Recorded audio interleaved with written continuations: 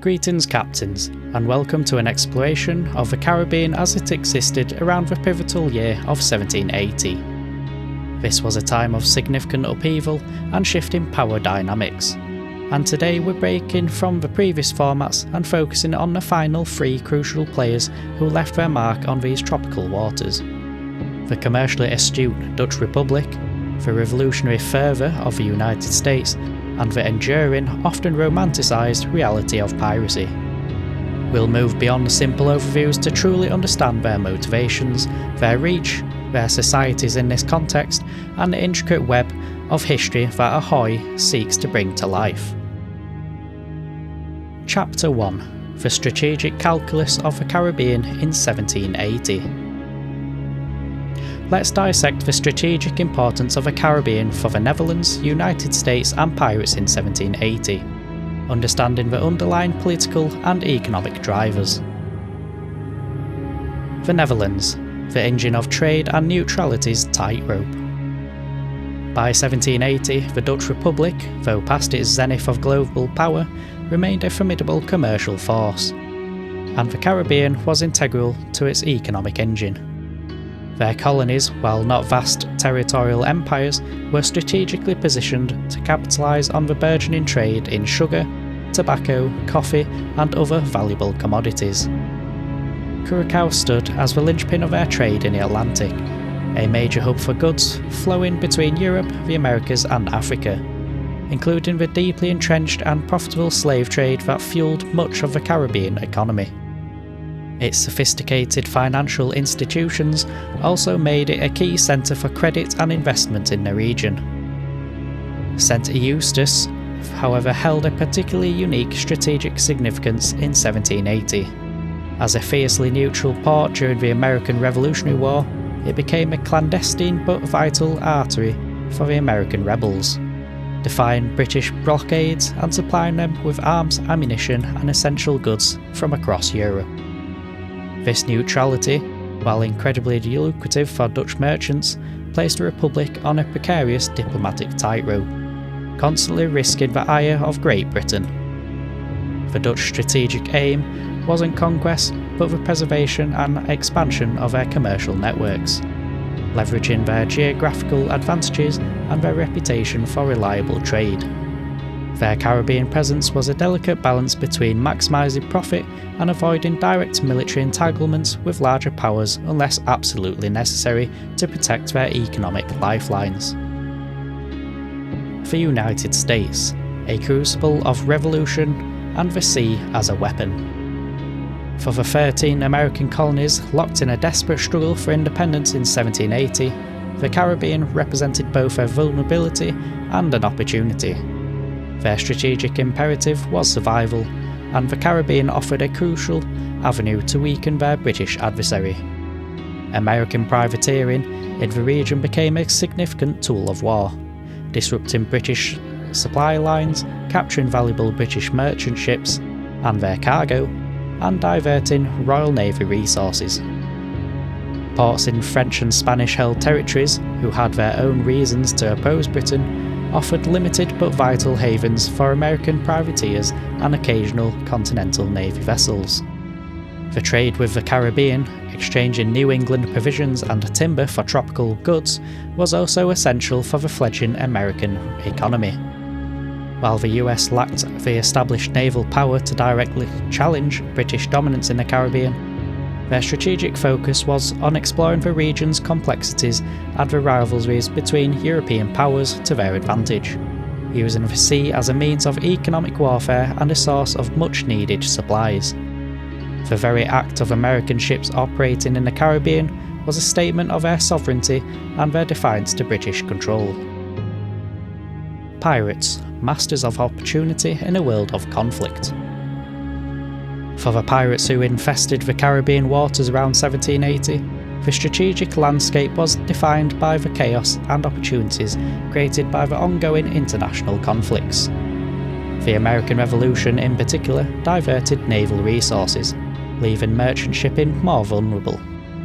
Pirate havens, whilst often temporary and precarious, were strategically located along major trade routes and in areas with weak or non-existent naval authority.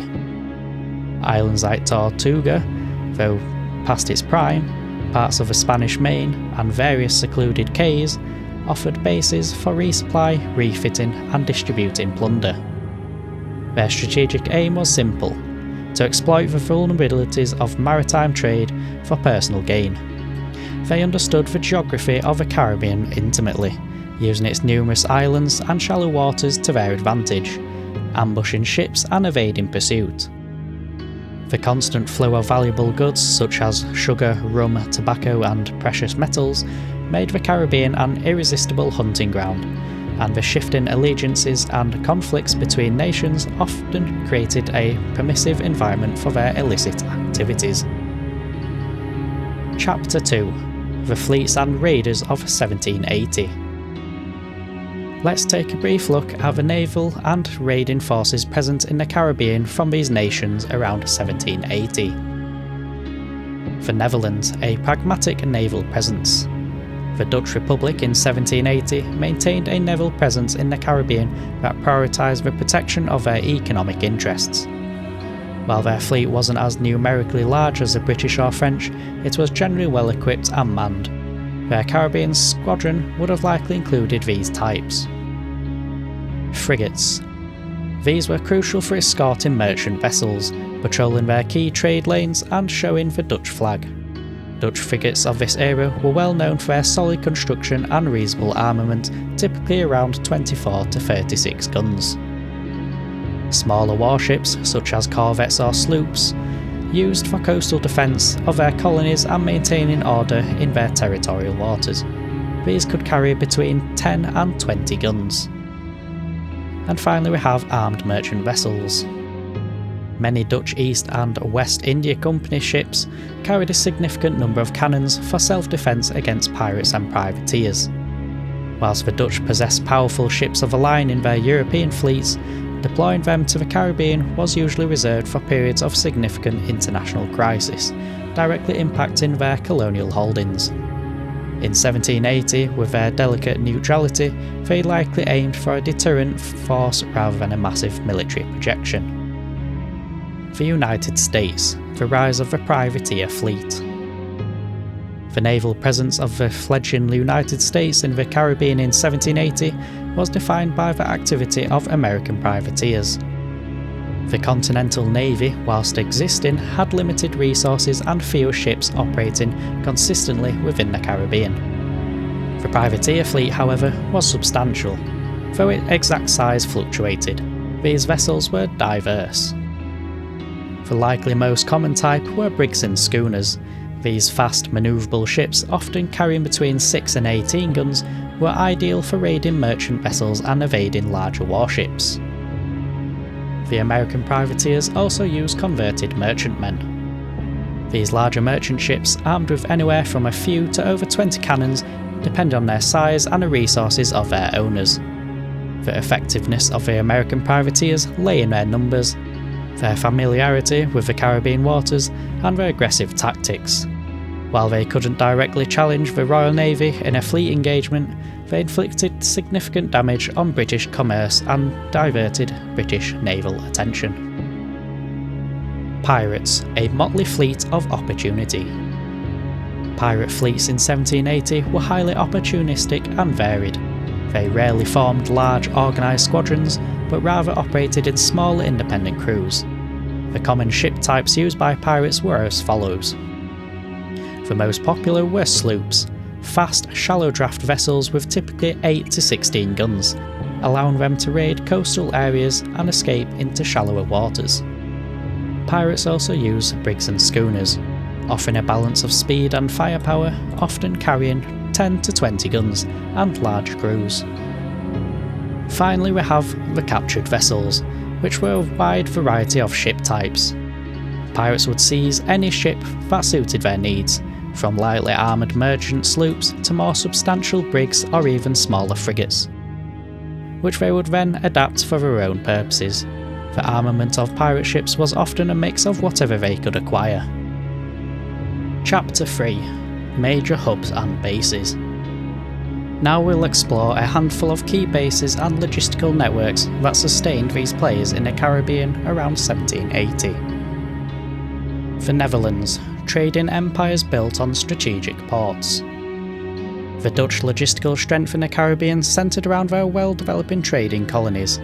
One of these was Curaçao, which boasted a sophisticated port infrastructure, warehouses for storing goods, and established trade links with Europe, Africa, and the Americas. It was a vital hub for the Dutch West India Company and a key financial centre. Another key Dutch port was St Eustatius. Its strategic value lay in its status as a free port. Dutch authorities largely allowed unrestricted trade, making it a crucial transshipment point for goods destined for all nations, including the American rebels. Its small size belied its immense commercial importance. Dutch logistics relied on a well-organised network of merchant shipping, protected by their naval forces, ensuring a steady flow of European manufactured goods, textiles and provisions in exchange for valuable Caribbean commodities. The United States, a fragile network of aid and ingenuity. The logistical situation for the American revolutionaries in the Caribbean was precarious and depended heavily on external support. They lacked established naval bases and relied on the goodwill and strategic interests of France and Spain for occasional port access and resupply. St Eustatius became a critical, albeit temporary, lifeline for arms, ammunition, and other vital goods smuggled through Dutch merchants. American logistics involved a combination of direct trade with sympathetic Caribbean islands and the successes of their privateers in capturing British supplies. Maintaining this fragile network against British naval pressure was a constant challenge. Finally, we have pirates, a self-sustaining economy of plunder and secrecy. Pirates operated outside formal logistic networks, relying instead on hidden anchorages and support from ports. These hidden anchorages, secluded bays, uninhabited islands, and barely charted quays served as temporary bases for repair, resupply, often from captured stores, and distributing loot. Pirates also had limited shore-based support. Some pirate havens, like parts of Tortuga, or certain settlements on the Spanish Main, offered limited opportunities for trade with sympathetic locals or disruptive merchants.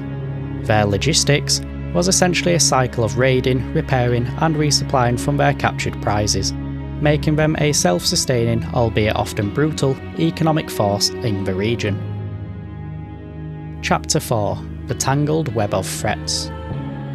Finally, let's examine the significant threats and challenges faced by the Netherlands, the United States, and pirates in the Caribbean around 1780. For the Netherlands, their primary vulnerability stemmed from their economic focus and relatively limited military power, compared to Britain and France. Their neutrality, while profitable, made them a target if either side felt their trade was unduly benefiting the enemy. The Fourth Anglo-Dutch War, which began in the late 1780, would soon highlight this precarious position, with Britain targeting Dutch trade and colonies, including the capture of Eustatius in 1781. Piracy, while a nuisance, was generally managed by their naval patrols, but a major outbreak could disrupt their vital trade routes. Like all in the Caribbean, Dutch sailors and colonists faced the constant threat of tropical diseases like yellow fever and malaria. The United States' existence as a nation depended on their ability to withstand the might of Great Britain. In the Caribbean, this meant evading and harassing the powerful Royal Navy, securing crucial supplies, and maintaining the flow of trade despite British blockades. The lack of a strong established navy and dedicated bases in the region put them at a significant disadvantage. They also had to contend with pirates who saw American merchant ships as easy targets. Diplomatic efforts to secure alliances and recognition from the European powers operating in the Caribbean were also a constant challenge. The impact of disease on American sailors and soldiers deployed to the Caribbean was also a serious concern. Pirates, despite their fearsome reputation, faced numerous existential threats. The most significant was the growing and increasingly coordinated efforts of their major European navies to suppress piracy. Royal Navy, French and Spanish warships actively patrolled the Caribbean hunting down pirate vessels. Inter-pirate rivalries over territory and plunder often led to violent clashes. The harsh conditions of life at sea, including poor sanitation, limited medical care, and the ever-present threat of tropical diseases, decimated pirate crews. Furthermore, the inherent instability of pirate society, with the constant risk of mutiny or betrayal, added another layer of danger. The Caribbean of 1780 was a melting pot of ambition, revolution, and lawlessness. The commercially driven Dutch, the freedom-seeking Americans, and the opportunistic pirates each played a vital role in shaping the destiny of this vibrant and volatile region. Understanding their intricate relationships, their strengths, their weaknesses, and the challenges they face provides a richer and more nuanced perspective on the historical backdrop against which this immersive world of Ahoy will unfold. Thank you for joining this in-depth exploration. Share your thoughts and insights in the comments below, and be sure to subscribe for more historical concepts and updates on Ahoy.